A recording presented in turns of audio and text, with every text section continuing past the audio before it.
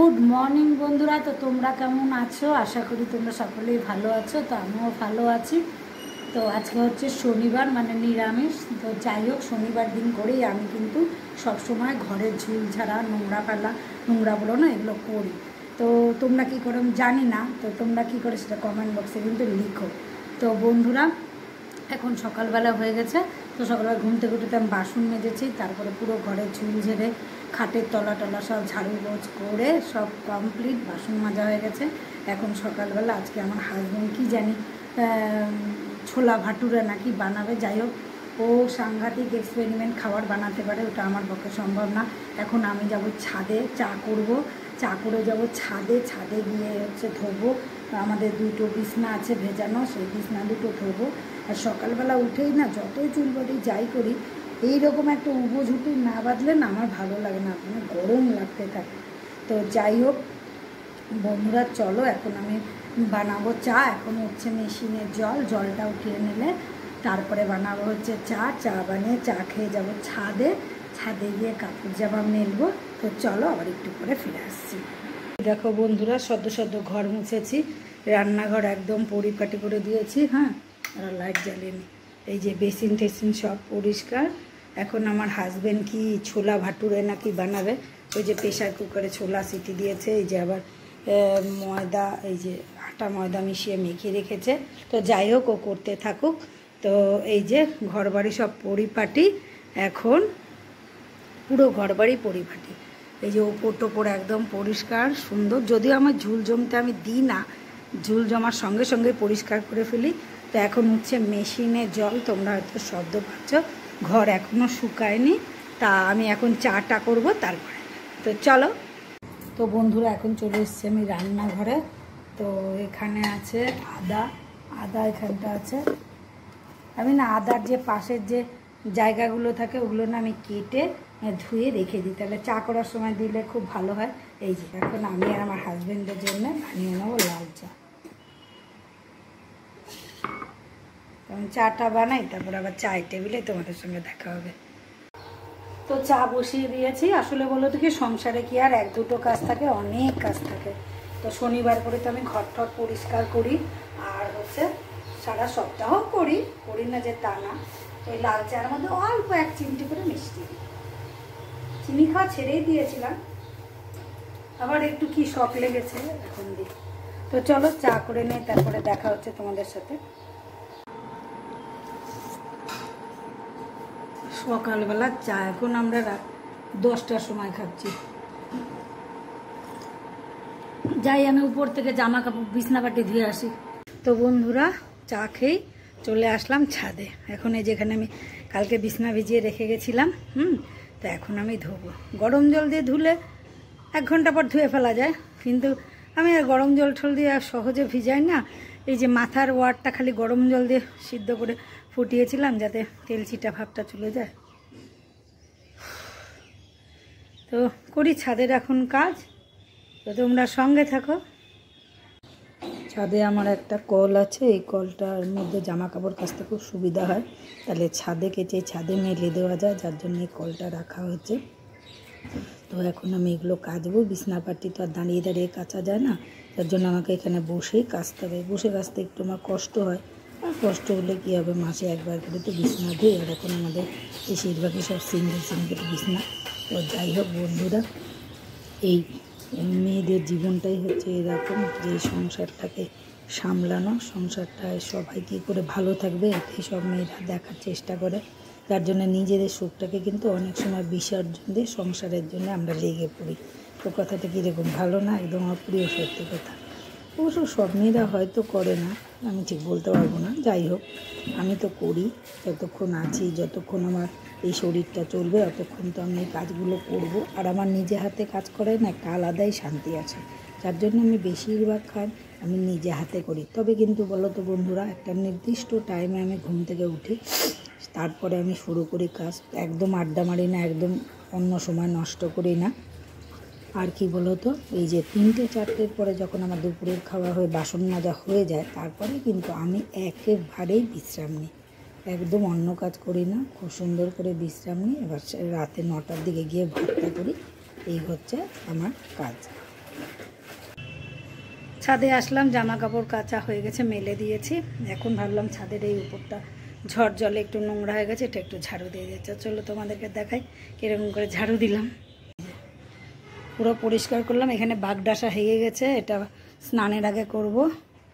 তো এই যে সব কুড়া কাচরা এগুলোকে এখানে একখানে জমা করব, পরে স্নান করার আগে এসে সব বেলচা নিয়ে এসে ফেলে ওই দেখো জামা কাপড় মানে বিছনাপাটি আজকে ধুয়েছি, সব ধুয়ে মেলে দিয়েছি। খালি এই মাথার তোয়ালাটাই গরম জল দিয়ে কাচি। তো চলো,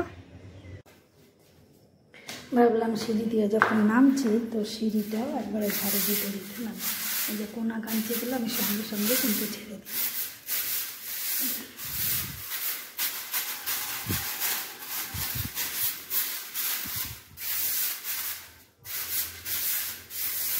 একটু ডেট করি কাজ করে, তারপরে এখন রান্না বাকি আছে দুপুরে,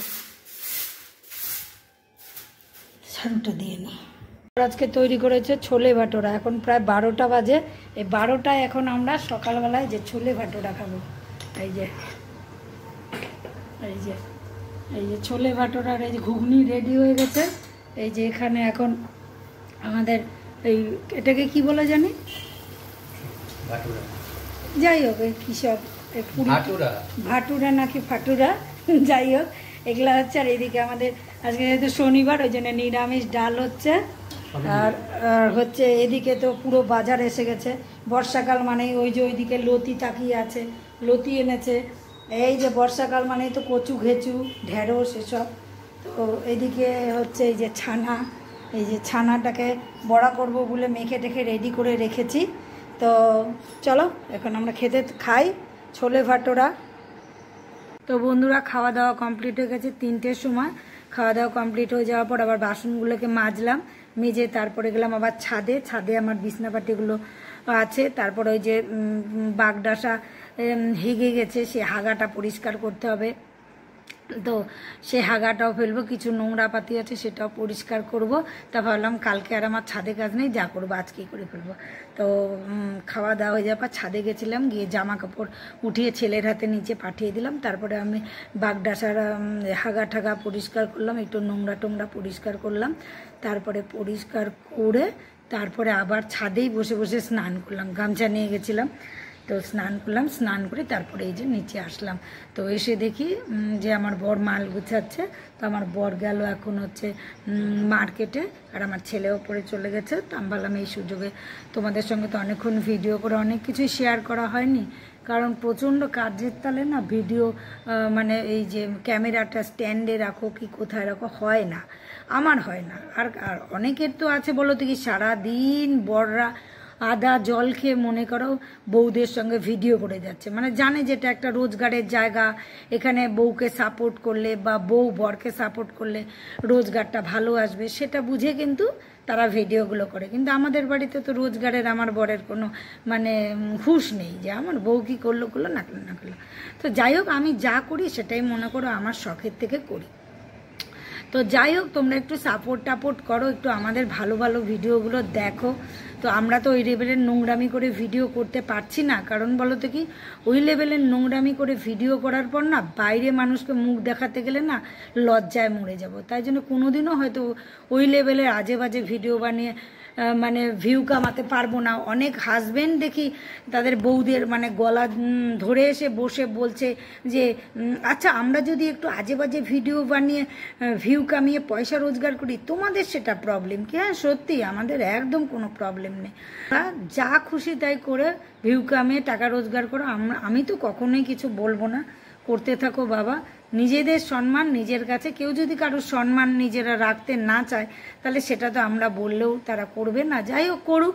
আমার একটাই কথা কি বলতো, ইউটিউবটা বুড়ো বাচ্চা সবাই দেখায়, সুতরাং এই জায়গাটা যাদের মানে সেন্সটা থাকবে না যে আমার এই ভিডিওগুলো কোনো বাচ্চা দেখতে পারে, কোনো বয়স্ক বাবা মায়ের স্থানীয় মানুষ দেখতে পারে, তো সেই কথাটা মাথায় থাকলে এত আজে বাজে ভিডিও তারা কিন্তু বানাতে পারতো না। যাই হোক তাদের কাছে পয়সাটাই আসুন, ঠিক আছে চলো অসুবিধা নেই, সে তো পয়সা কত রকমভাবেই রোজগার করা যায়, করো তোমরা ভালো করে, তোমাদের উপর আমার প্রচুর প্রচুর আশীর্বাদ রইল, তোমরা খুব সুন্দর করে তোমাদের মনস্কামনা পূর্ণ করো। তো যাই হোক কিন্তু আমরা যে ভিডিওগুলো করছি নর্মাল লাইফের জীবনযাত্রার, এবং আমার ভিডিওর মধ্যে তো আমি খুব সুন্দর সুন্দর টিপসও শেয়ার করি। কারণ বলো তো কি, আমি দেখেছি যে সবাই যে যতই টিপস টুপস যার ভিডিওই করুক না কেন, রান্নাঘর কিচেন এসব সেসবের ভিডিও করে আলাদা করে, প্রত্যেকে শেষবেলায় কিন্তু এই যে লাইফস্টাইল ব্লগ এসব কিন্তু চ্যানেল খোলে এবং দেখাতে। তাই আমি ভাবলাম কি বলতো, আমার এই একটা চ্যানেলেই তোমরা থাকবে, এখানেই আমি সব দেওয়ার চেষ্টা করব। তো যাই হোক, যতটুকুনি আমার জ্ঞান থাকবে তার মধ্যেই তো আমি ভিডিওটা করব। যেটা জ্ঞান থাকবে না সেরকম অন্ধের মতো ভিডিও আমি কখনো করব না। তো যাই হোক বন্ধুরা, তোমাদের সাথে অনেক গল্প করলাম। তো একটা কথা বলা হলো না, আজকে আমি কি রান্না করেছিলাম।